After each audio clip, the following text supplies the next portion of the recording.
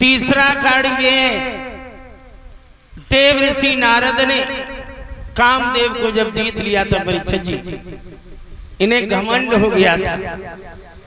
तब भगवान ने विश्व मोहिनी का स्वयंवर करवा के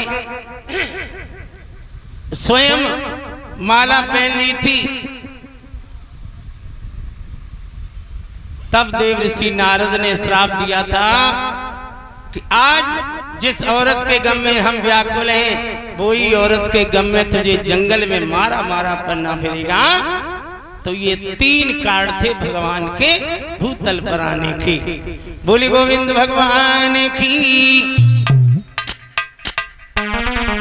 अरे बोलो श्री राम जय राम जय जय राम।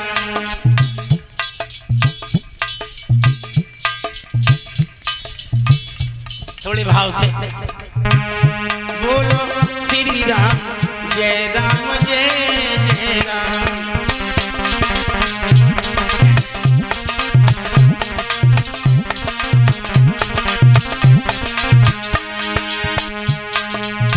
कौशल्या के प्यारे राम,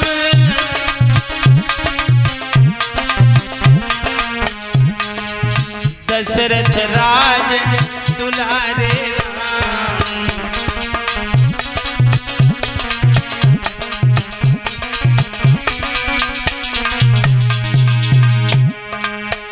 बोलो श्री राम जय राम जय जय राम।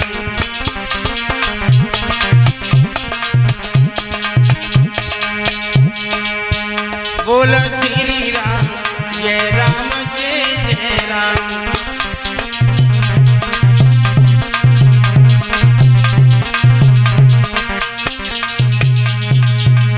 मन हो जा दीवाना रे राम जी के चरणों में।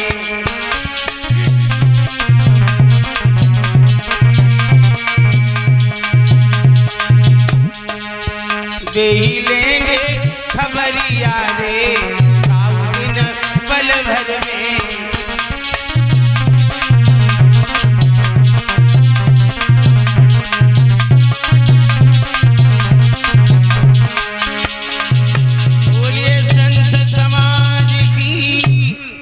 इधर अरण्य के हर्षवर्ष के अरुण के निदान के सत्यव्रत के हरिश्चंद्र के रोहित के हरित के चंप के सुदेव, उनके वृक, उनके नहोक के सगर के असमंजस आसमान के दलीप के भागीरथ के रेत के सिंदीप, उनके अमिताभ, उनके ऋतपर्ण, उनके सरकाम नारी कवच दशरथ इड़बड़ा, उनके वेश्य, उनके खड़गवाह, उनके दीर्घवाह, उनके रग के अज के राजा दशरथ पैदा हुए थे।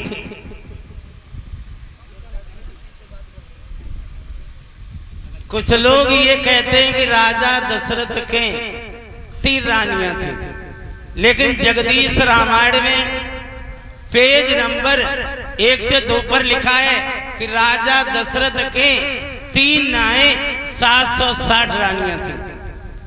भल्व रामायण में 300 से अधिक, हनुमान रामायण में 600 से अधिक, लेकिन तुलसी बाबा ने इन 3 रानियों का वर्णन किया है। रामायण देख लेना, उसमें लिखा है कि जब राजा दशरथ की उम्र 60,000 साल की हो गई तब। कितनी उम्र हो गई पंडित जी?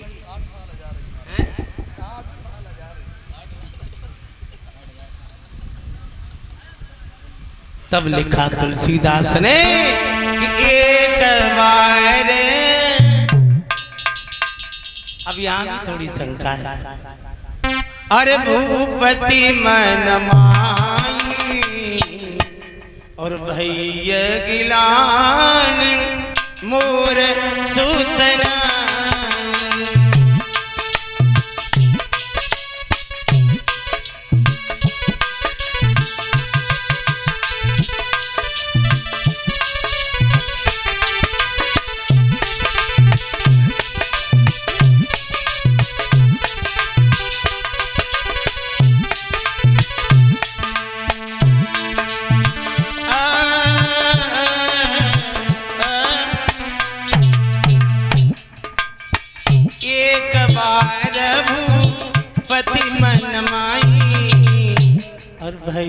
गिलानी मोर सुतनाई।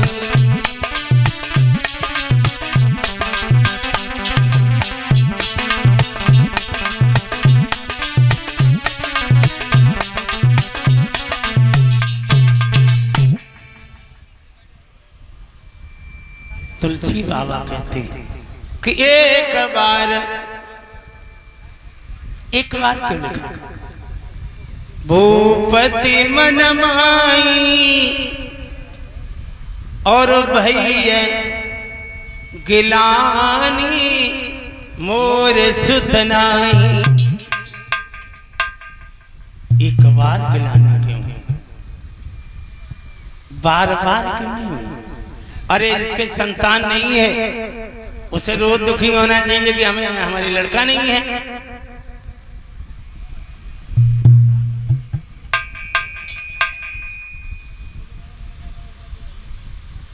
एक बार गिलानी इसलिए हुई, एक दिन दशरथ जंगल में शिकार खेलने गए। इन्होंने एक हिरन का पीछा किया। परिचय जी, हिरन एक झाड़ी में छिप गया और वो मानव की भाषा में बात करता है, दशरथ कि जो राजा और निरवंशी होई और तासे मेरो बधना होई।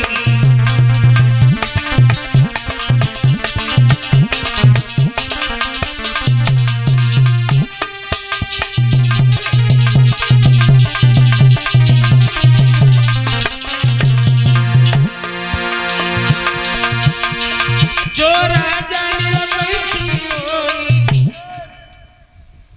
और तासे मेरो बधना होई।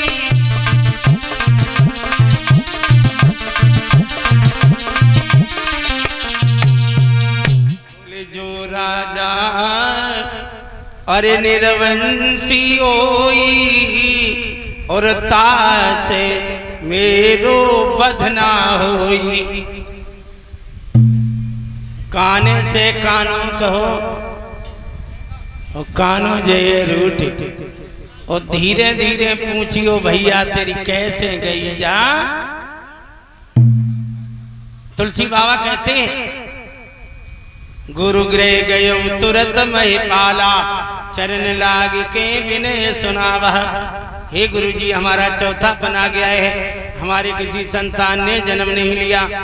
गुरु जी कहने लगे बेटा तुम्हारे चार बच्चे आने वाले हैं, लेकिन कुछ कार्य करो। बोले क्या करें? बोले आप पुत्रेष्ट यज्ञ करो।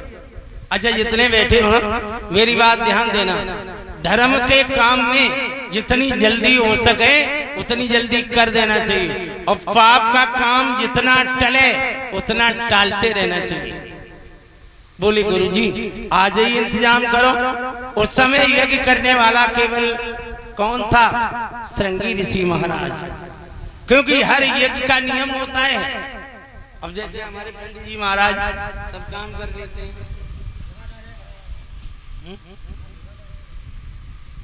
है ना, लेकिन कार्य करने का भी विधि होती है। तुलसी बाबा कहते हैं, क्या कहते हैं कि श्रृंगी ऋषि वशिष्ठ बुलावा पुत्र काम शुभ यज्ञ रचावा।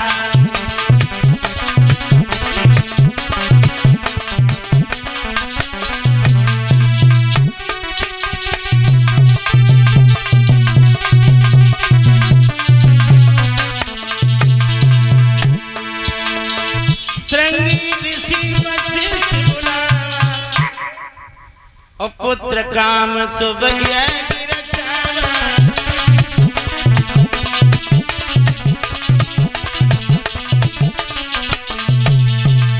श्रृंगी ऋषि महाराज को बुलाया और कहा कि हमारे यहाँ पुत्रेष्ट यज्ञ करो। ओंकार पुत्रेष्ट यज्ञ हुआ, पूरा आहुति लगी, हाथ में हव्य लेकर के यज्ञ भगवान प्रकट होते हैं। राजन चिंता त्याग दे धर ईश्वर को ध्यान, कृपा करेंगे शीघ्र ही तुझ पर कृपा निधान। इस आप को ले जाकर अपने तीनों रानियों को खिला दीजिए। आशा ही नहीं है, बल्कि पूर्ण विश्वास है कि बच्चों का जन्म होगा। वो खीर ले जाए के जब तीनों रानियों को खिलाई गई, चैत शुक्ल पक्ष नवमी आई, समय पूर्ण हुआ, कौशल्या मैया के मेल से आवाज आई, एक पुत्र पैदा हुआ। उसके बाद कि तब तक संवाद नया आया और जन्माई और कुमार ओके कई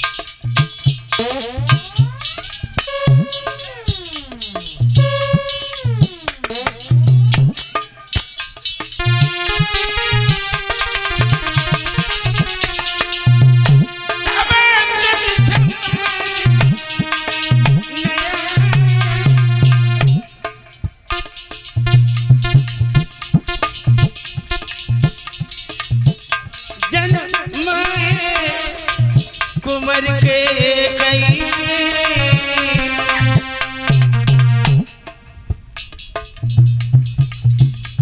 दुई लाल उसी छड़ जन्मे